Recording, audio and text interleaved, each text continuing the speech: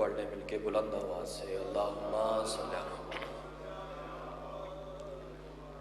نعرہ تکبیر، نعرہ رسالت، نعرہ حیدری، حسینیت، یزیدیت، آل محمد کے دشمنوں پہ لعنت، بآواز بلند صلوات، اللہم صلی علی۔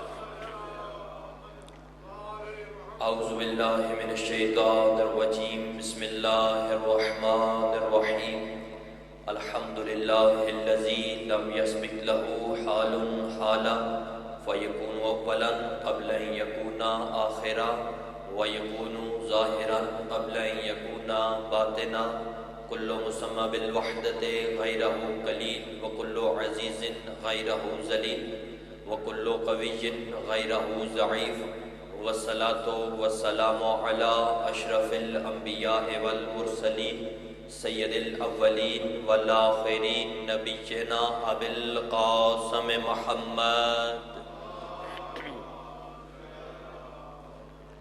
وآل بیتہ الطیبین الطاہرین المعصومین الذین اذهب اللہ عنہم الرجس اہل البیت ویطہرکم تطہیرا۔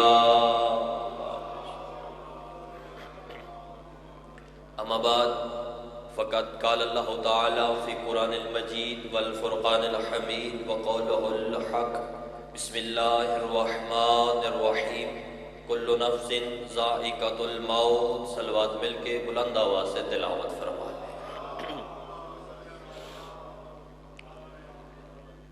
یہ جو صلوات ہے یہ آل محمد کی طہارت کا اعلان ہوتا ہے، اور پھر صلوات ایسا پڑھا کریں جیسے اعلان کرنے کا حق ہوتا ہے۔ بلند آواز سے صلوات پڑھیں، اللہم صلی علی محمد وآل محمد۔ دعا ہے کہ خداوند کریم آپ تمام حضرات کا اس مقدس ذکر میں، اس طاہر دربار میں چل کے آنا مالک اپنی بارگاہ میں منظور و مقبول فرمائے۔ خداوند کریم قبلہ و کعبہ آغا سید سردار علی جان باشا جی کے مزید درجات بلند فرمائے۔ مالک کائنات آغا لال باشا جی کا سایہ سلامت فرمائے، وارث کے ظہور میں مالک تعجیل فرمائے۔ اپنی دعاؤں کی قبولیت کی خاطر، مرحومین کی بلندی درجات کی خاطر، اور بالخصوص وارث کے ظہور میں تعجیل کی خاطر بلند تر صلوات۔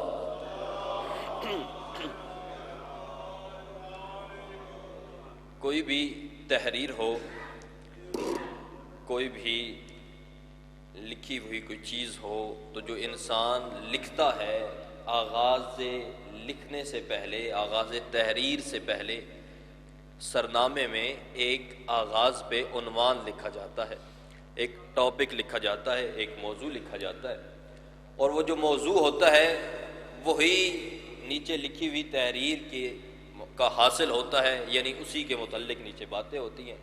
تو خدا نے مقدس کتاب قرآن مجید ہمارے حوالے کی، اور اس کے آغاز میں اللہ نے بسم اللہ کو موضوع بنا کے تحریر کیا۔ توجہ فرمائیے گا، آپ کی سوچوں سے انتہائی مختصر وقت میں آپ کو سلام کر کے قبلہ کے حوالے منبر، اللہ نے آغاز گفتگو سے پہلے بسم اللہ تحریر کیا۔ اب اللہ نے 114 سورتیں نازل کی، وہ سب سے بڑی سورت سورہ بقرہ ہو پھر بھی آغاز میں بسم اللہ لکھا، سب سے چھوٹی سورہ سورہ کوثر ہو پھر بھی آغاز میں بسم اللہ لکھا، یعنی 114 سورتوں کے آغاز میں بسم اللہ لکھ کے اللہ یہ سمجھا رہا ہے کہ دنیا قرآن سمجھنے سے پہلے بسم اللہ کو سمجھے۔ بہت شکریہ، بڑی مہربانی۔ خدا یہ سمجھا رہا ہے کہ دنیا قرآن سمجھنے سے پہلے بسم اللہ کو سمجھے، پھر بسم اللہ کا چہرہ رکھا، بسم اللہ کی پہچان رکھی، بسم اللہ کا مکھڑا رکھا با، پھر با سے کہا کہ تو بتا کہ تیرا نقطہ ہی اصل چہرہ ہے، نقطہ اصل چہرہ، پھر نقطے کی پہچان۔ ایک دفعہ ابن عباس روایت کرتے ہیں، جنت البقیع میں امیر کائنات تشریف فرما تھے، ابن عباس کہتے ہیں کہ میں نے سرکار سے کہا کہ سرکار آج قرآن کی تفسیر کا ذرا درس دے دیجیے۔ جب یہ کہا سرکار فرماتے ہیں اچھا۔ وہ ایک پتھر پہ استاد بن کے بیٹھ گئے، ابن عباس کہتا ہے میں زمین پہ شاگرد بن کے بیٹھ گیا۔ امام فرماتے ہیں کہ ابن عباس یاد رکھ، تو قرآن کی تفسیر کی بات کرتا ہے، اگر میں علی لکھنے پہ آ جاؤں تو سورہ حمد کی تفسیر لکھوں اور 70 اونٹ اس کا بوجھ نہ اٹھا سکے۔ تو قرآن کی تفسیر کی بات کر، سرکار فرماتے ہیں کہ بس اتنا یاد رکھ کہ اس پورے قرآن کے معنی سمٹ کر کسی دروازے پہ سوالی بن کے چلے جائیں کہ مجھے اپنے اندر جگہ دے دو، مجھے اپنے اندر سمو لو، تو اس دروازے کا نام ہے سورہ یاسین۔ اگر سورہ یاسین کے پھر سارے معنی پھر نئے دروازے پہ سوالی بن کے چلے جائیں کہ مجھے اپنے اندر سمو لو، تو اس دروازے کا نام ہے سورہ فاتحہ۔ سورہ فاتحہ کے تمام الفاظ پھر کسی دروازے پہ سوالی بن کے چلے جائیں تو وہ ہے سورہ فاتحہ کی بسم اللہ الرحمن الرحیم، اور بسم اللہ کے پھر معنی نئے دروازے پہ چلے جائیں تو وہ بسم اللہ کی با کا دروازہ ہے، اور با کے سارے معنی پھر سمٹ کے ایک نئے دروازے پہ سوالی بن کے چلے جائیں کہ مجھے خدا را اپنے اندر سمو لو، مجھے جگہ دے دو، مجھے ٹھہرا لو، تو اس دروازے کا نام ہے بائے بسم اللہ کا نقطہ۔ ابن عباس یاد رکھ، وہ بائے بسم اللہ کا نقطہ میں علی ہوں۔ یہ سارے معانی پلٹ پلٹ کے علی کی طرف کیوں آ رہے ہیں؟ کیونکہ میرے بادشاہ رسول خدا نے یہ ارشاد فرمایا تھا کلو شیء یرجع الی اصلہ، ہر شے اپنے اصل کی طرف لوٹتی ہے۔ قرآن علی کی طرف لوٹ کے یہ سمجھا رہا ہے دنیا والوں یاد رکھنا مجھ قرآن کی اصل کا نام علی ہے۔ بسم اللہ سرکار، مجھ قرآن کی اصل کا نام علی ہے۔ بہت شکریہ مالک، آپ کا سایہ سلامت رکھے۔ مجھ قرآن کی اصل کا نام علی ہے۔ اب یہ جو قرآن ہے نا، اس میں ہر چیز کا ذکر ہے۔ اب اس میں ایک آیت جو میں نے آغاز گفتگو میں پڑھی، خدا فرما رہا ہے کل نفس ذائقۃ الموت، بالکل مختصر سی ڈیوٹی۔ اللہ کیا فرما رہا ہے؟ کل نفس ذائقۃ الموت، ہر نفس کے لیے موت کا ذائقہ ہے۔ بندے ترجمہ کرتے ہیں کہ ہر نفس نے موت کا ذائقہ چکھنا ہے۔ چکھنا ترجمہ نہیں ہے۔ چکھنا کیا ہوتا ہے؟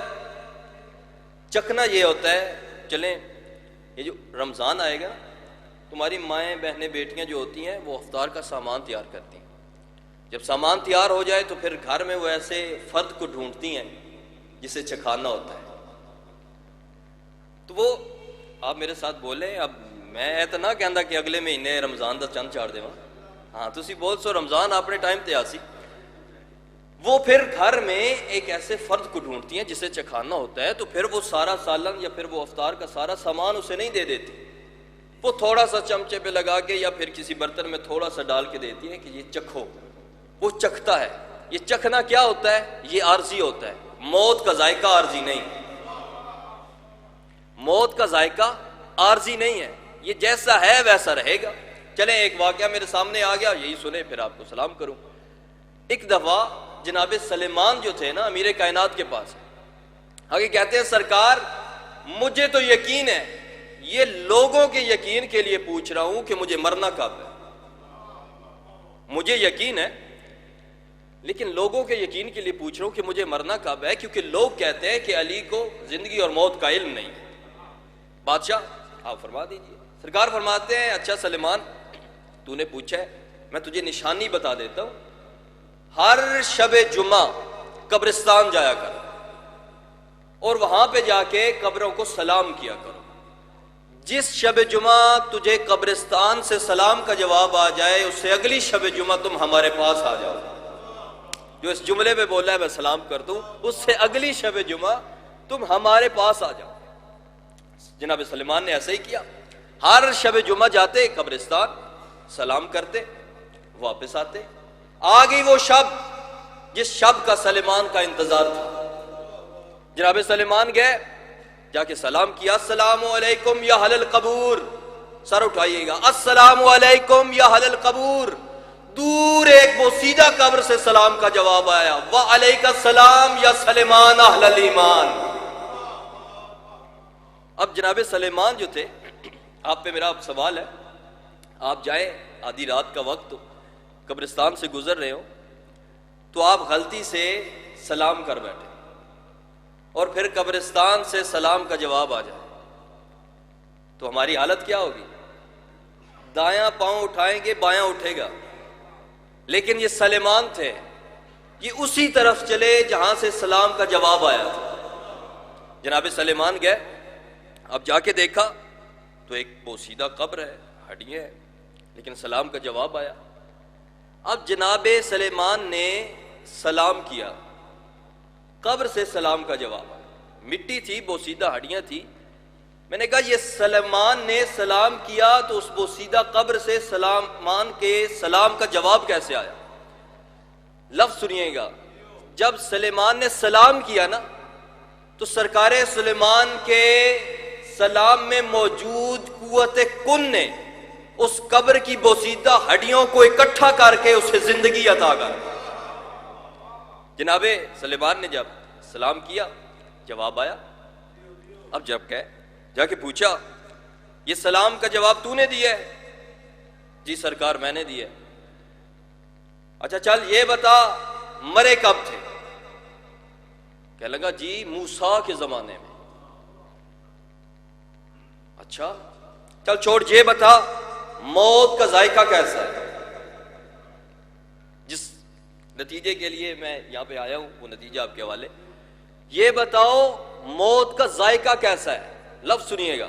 جب کہا نا موت کا ذائقہ کیسا ہے، کہنے لگا سرکار اتنا کڑوا کہ کڑواہٹ ابھی تک میرے حلق میں موجود ہے.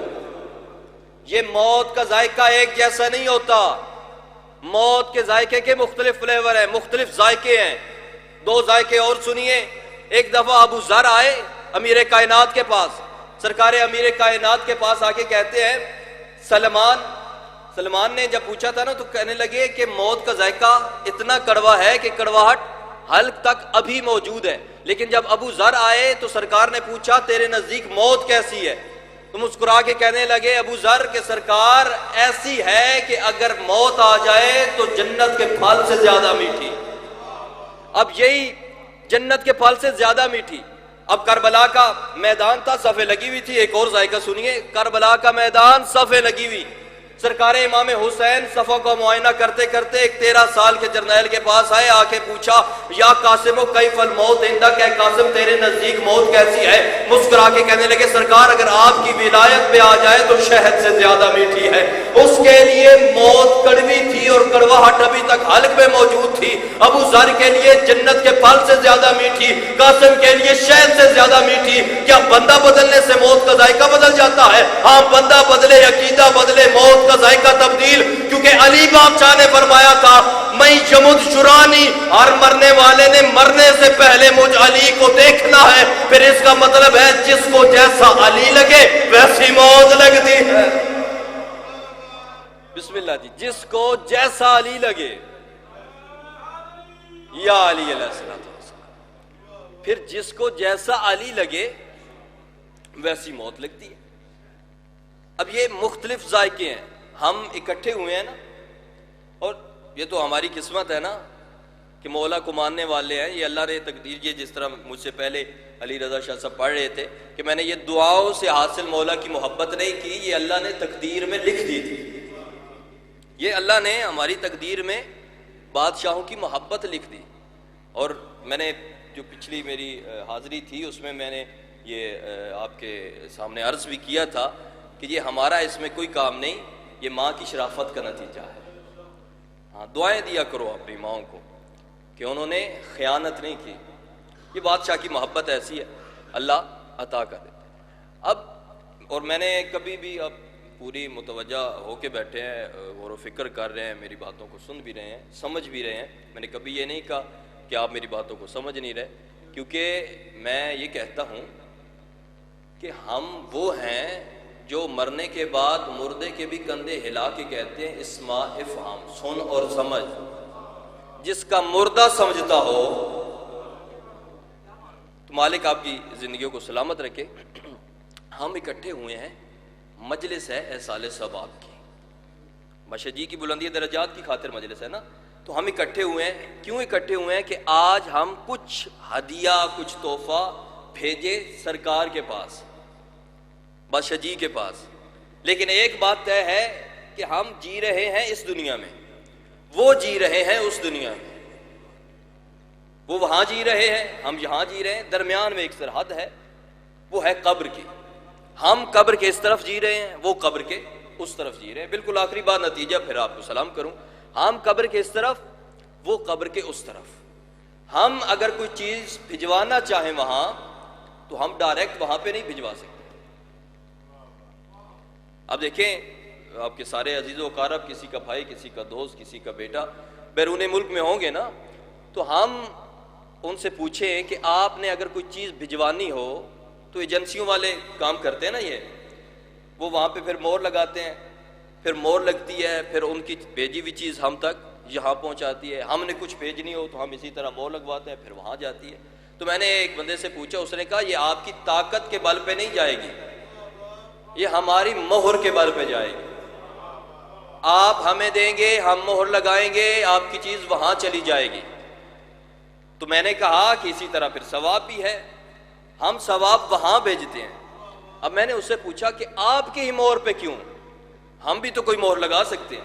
اس نے کہا نہیں، آپ کی مہر کام نہیں کرے گی۔ میں نے کہا کیوں؟ کہنے کا اس لیے کیونکہ ہماری حکومت یہاں بھی ہے، ہماری حکومت وہاں بھی ہے۔ ہم اپنا تحفہ، اپنا ہدیہ، اپنا ثواب ہاتھ میں لیے پھر رہے تھے کہ کوئی ہمارا یہ ہدیہ، ہمارا تحفہ ہمارے چاہنے والے تک پہنچا دے۔ اچانک حسین کی آواز آئی، اپنا تحفہ مجھے دیتے جاؤ، میں وہاں پہنچاتا چلا جاؤں گا۔ میں نے کہا سرکار وہ کیسے؟ فرمایا تجھے نہیں پتا، میری حکومت آدمیوں پہ بھی ہے، فرشتوں پہ بھی ہے، میری حکومت یہاں بھی ہے وہاں بھی ہے۔ اب امام حسین وہ مظلوم ہیں، اگر لوگ سمجھ جاتے تو یوں حسین کی بیٹی کے کان زخمی نہ ہوتے۔ بڑی مظلومہ ہے حسین کی بیٹی۔ عزاداروں بس ایک روایت سنیں پھر میں قبلہ کے حوالے ممبر کروں۔ قید رہا ہوئی نا جب، بی بی نے آواز دے کے کہا یزید سے کہ میں مجلس کرنا چاہتی ہوں۔ کیسی ہوگی وہ مجلس جب بی بی نے خود پڑھی ہوئی؟ بی بی نے کرسی پہ بیٹھی، عورتیں سامنے بیٹھی، بی بی نے رو کے ایک ہی بات کہی، او شام کی عورتوں، جب میں آئی تھی تم نے میرا استقبال کیا تھا، مجھے آج تک وہ استقبال نہیں بھولا۔ میں آئی تھی، تمہارے ہاتھوں میں پتھر تھے، رش بڑا تھا، تمہارے ہاتھ اڑ رہے تھے۔ آج بھی اگر کسی کے دل میں زینب کو پتھر مارنے کی حسرت باقی ہے نا، نہ زینب شام سے واپس گئی ہے، نہ شام میں پتھر ختم ہوئے ہیں، وہ پتھر لے کے آئے حسین کی بہن کا سر حاضر۔ عزاداروں بی بی نے نا مجلس پڑھنا شروع کی، مختصر کرو سار آنے شروع ہو گئے۔ اکبر کا سار آیا اور بی بی کا بہن آیا، واہ محمد آ۔ قاسم کا سار آیا اور بی بی کا بہن آیا، واہ علی آ۔ اب سار آیا عباس کا۔ اب جب عباس کا سار آیا نا، نہ کسی نے بابا کو یاد کیا، نہ کسی نے نانا کو یاد کیا، جتنی بیویاں تھیں نا ہر ایک کا ایک ہی بہن تھا، واہ حجابا۔ عزاداروں سار آنے شروع ہو گئے۔ اب باری تھی حسین کے سر کی۔ یزید آواز دے کے کہتا ہے میں نے سنا ہے بہن کا بھائی کے ساتھ بڑا پیار ہے، اب بہن بلائے بھائی جائے۔ عزاداروں اتنا کہنا تھا، یا سیدہ کرسی سے اٹھی زمین پہ بیٹھی جھولی پھیلا کے نا آواز دے کے کہتی ہے حسین میں نے آج تک تجھ سے کوئی سوال نہیں کیا، آج بہن کے پیار کا امتحان ہے، میری جھولی میں آ جا۔ اتنا کہنا تھا یا حسین کے سر نے پرواز شروع کی۔ حسین کا سر وہاں آیا جہاں سجاد کمر چکا کے کھڑے تھے۔ آواز دے کے کہتے ہیں امام حسین نے نا سجاد کے کان میں ایک فکرہ کہا، یہ سجاد روتا روتا زمین پہ بیٹھ گیا۔ بی بی پوچھتی ہے سجاد بیٹا بابا نے کیا کہا ہے؟ آواز دے کے کہتے پھوپھی اماں میرا بابا پوچھ رہا ہے مجھے ان عورتوں میں سکینہ نظر نہیں آ رہی، اور میرے سینے کا تعویذ سکینہ سیعلم الذین بأی منقلب